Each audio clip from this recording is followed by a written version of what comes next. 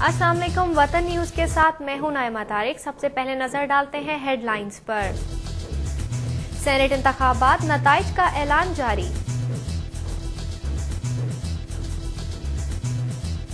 گلگت بلتستان میں ہلاکتوں اور افغانستان میں قرآن پاک کی بے حرمتی پر مظاہرے۔ پاکستان میں انٹرنیشنل کرکٹ جلد بحال ہوگی، چیئرمین پی سی بی۔ گھی اور تیل سپلائی تنازع، پورٹ قاسم میں ذخیرے کی گنجائش ختم۔ آئی ایم ایف کو قرض کی ادائیگی کے بعد زر مبادلہ کے ذخائر میں کمی۔ کراچی اسٹاک ایکسچینج میں اچھی کارکردگی، ایشیائی مارکیٹ میں 5ویں نمبر پر۔ بلدیاتی حکومت کی جانب سے آرائش گل کا انعقاد اور لیاری میں کلچرل ڈے کا انعقاد۔ اور اب خبروں کی تفصیل۔ سینیٹ میں ارکان کے انتخابات کے نتائج کا اعلان جاری کر دیا گیا ہے۔ اب تک کی موصولہ اطلاعات کے مطابق سندھ اسمبلی میں رضا ربانی، سعید غنی، مصطفیٰ کمال، مظہر حسین شاہ سینیٹر منتخب ہوئے۔ پنجاب اسمبلی میں ذوالفقار کھوسا، اسلم گل، ظفر اللہ خان ملک، محمد رفیق بھی سینیٹر منتخب ہوئے۔ دوسری طرف بلوچستان اسمبلی سیف اللہ مکسی، حافظ احمد اللہ، سعید الحسن مندوخیل سینیٹر منتخب ہوئے۔ پنجاب 7، سندھ میں 10، خیبر پختونخوا اور بلوچستان میں 12 نشستوں پر انتخابات ہوئے۔ کراچی میں سانحہ کوہستان اور افغانستان میں قرآن پاک کی بے حرمتی کے خلاف مظاہرے کیے گئے۔ کراچی میں اہل تشیع کی تمام جماعتوں کی جانب سے کیے گئے مظاہرے میں تشیع مسلمانوں کی نسل کشی کے خلاف شدید احتجاج کیا گیا۔ مظاہرین کا مطالبہ تھا کہ اہل تشیع کو مکمل جان و مال کا تحفظ فراہم کیا جائے اور باقاعدہ منصوبہ سازی کے ذریعے اہل تشیع کے خاتمے کی سازش کو فوری طور پر بے نقاب کر کے مجرموں کو کیف کردار تک پہنچایا جائے۔ دوسری جانب افغانستان میں امریکی فوج کی جانب سے قرآن پاک کو نذر آتش کرنے کے واقعے کے بعد جہاں ملک بھر میں احتجاج کیا جا رہا ہے، کراچی میں بھی نماز جمعہ کے بعد مظاہرے کیے گئے، جن میں امریکہ اور نیٹو کی مخالفت میں نعرے لگائے گئے اور نیٹو کو فضائی ترسیل دوبارہ بند کرنے کا مطالبہ کیا گیا۔ بنگلہ دیشی کرکٹ بورڈ کے سربراہ نے اسلام آباد میں وزیر داخلہ رحمان ملک کے ساتھ مشترکہ پریس کانفرنس کی۔ بنگلہ دیشی کرکٹ بورڈ کے سربراہ اپنی ٹیم کے ہمراہ آج اسلام آباد پہنچے ہیں، جہاں وہ سیکیورٹی کے انتظامات کا جائزہ لیں گے۔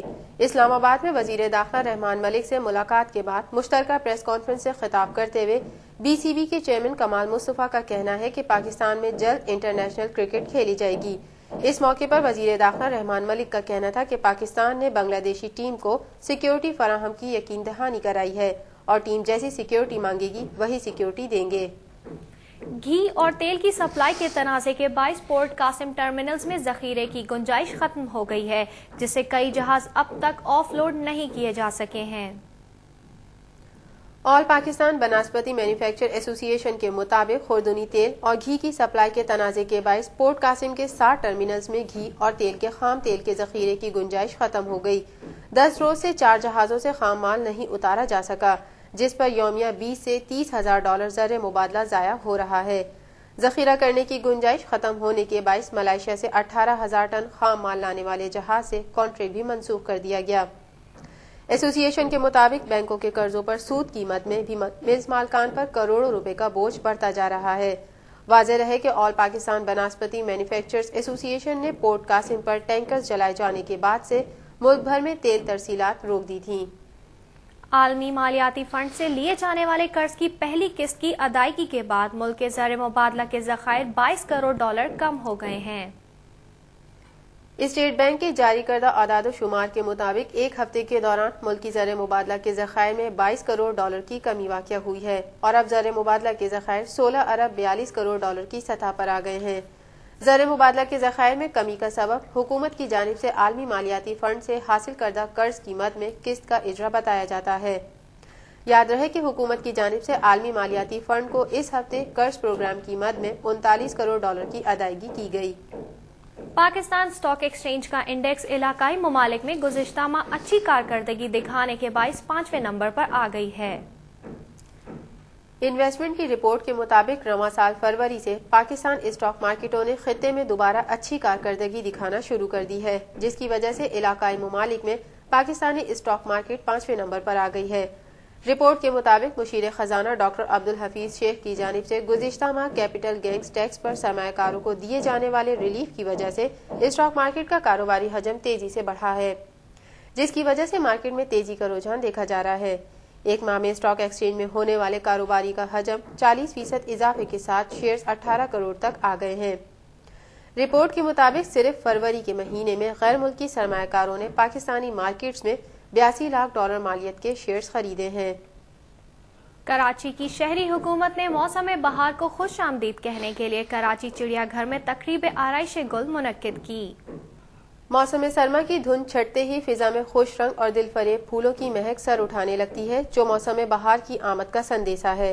ان پھولوں کی مہک کو دیر تک قائم رکھنے اور شہریوں کو قدرت کی منائی سے لطف اندوز ہونے کا موقع فراہم کرنے کے لیے کراچی کی شہر حکومت نے آرائش گل کی تقریب کراچی چڑیا گھر میں منعقد کی، جس میں ہر رنگ و نسل کے حسین و دل فریب پھول، خوبصورت اور دیدہ زیب پودے پیش کیے گئے تھے۔ کراچی کے علاقے لیاری میں کلچرل ڈے کا انعقاد کیا گیا۔ اس موقع پر لوگوں نے بڑی تعداد میں میلے میں شرکت کی۔ کلچرل ڈے پر بچوں اور بڑوں نے مختلف پاکستانی کلچرز کی عکاسی کرتے ہوئے اپنی ثقافت کو ظاہر کیا۔ اس موقع پر ایک فنکشن کا بھی انعقاد کیا گیا، جس میں پاکستان کے مختلف ثقافتوں کو اجاگر کیا گیا۔ یہ تھی اب تک کی خبریں۔ مزید اپڈیٹس کے لیے دیکھتے رہیے وطن ٹی وی۔